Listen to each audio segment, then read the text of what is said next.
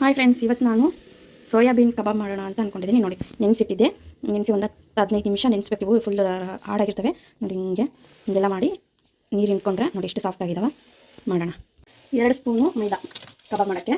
ನೋಡಿ, 2 ಸ್ಪೂನ್ ಮೈದಾ ಹಾಕಿದ್ದೀನಿ. ಹಾಗೆ ಕಾರ್ನ್ಫ್ಲವರ್ ತೊಗೊಂಡಿದ್ದೀನಿ. ಇದನ್ನು ಅಷ್ಟೇ 2 ಸ್ಪೂನ್ ಅಷ್ಟೇ ಹಾಕೊಳ್ಳಿ. 2 ಸ್ಪೂನ್ ಅಷ್ಟು ಮೈದಾ, ಇದು ಕಾರ್ನ್ಫ್ಲವರ್. ಆಮೇಲೆ ಸ್ವಲ್ಪ ಗರಂ ಮಸಾಲ, ಇದನ್ನು ಅಂಗಡಿಯಲ್ಲಿ ಸಿಗುತ್ತೆ ಗರಂ ಮಸಾಲ. ಇದನ್ನು ಹಾಕೊಳ್ಳಿ, ಟೇಸ್ಟಿ ಚೆನ್ನಾಗಿರುತ್ತೆ ಇದು.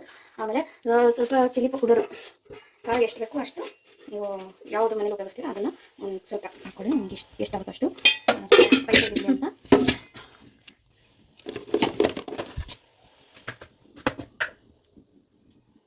ಸ್ವಲ್ಪ ಅರಿಶಿಣ.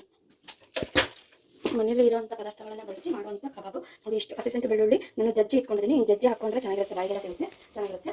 ಹಾಗೆ ನಾನು ಒಂದು ಅರ್ಧ ಹೋಳು ನಿಂಬೆಹಣ್ಣು ಇಟ್ಕೊತಾ ಇದ್ದೀನಿ.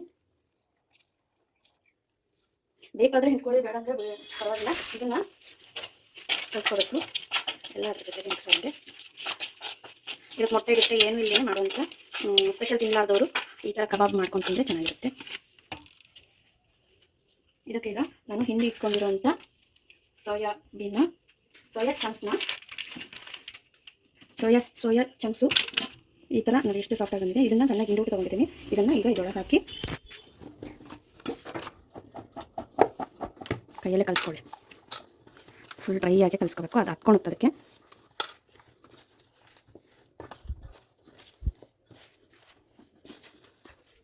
ಸಾಲ್ಟು ಆಗಲೇ ಹಾಕೋದೇ ಮತ್ಬಿಟ್ಟೆ ನಾನು. ನೋಡಿ, ಒಂದು ಚುಕ್ಕೆ ಅಂದರೆ ಬೇಕಾದಷ್ಟು ಸಾಲ್ಟ್ ಹಾಕ್ಕೊಡಿ, ರುಚಿಗೆ ತಕ್ಕಷ್ಟು.